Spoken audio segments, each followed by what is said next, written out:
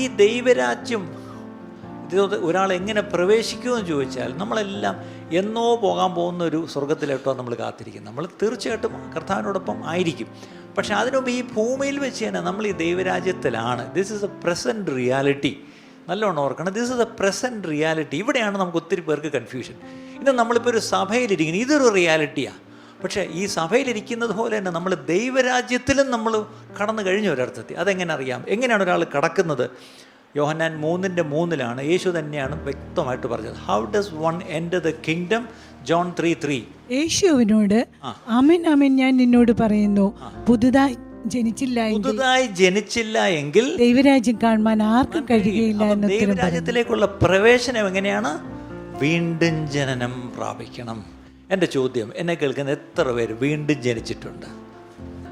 വീണ്ടും ജനിച്ചവരാണ് നിങ്ങളെങ്കിൽ തീർച്ചയായിട്ടും നിങ്ങൾ ദൈവരാജ്യത്തിൽ കടന്നിരിക്കുന്നു, സംശയമൊന്നും വേണ്ട.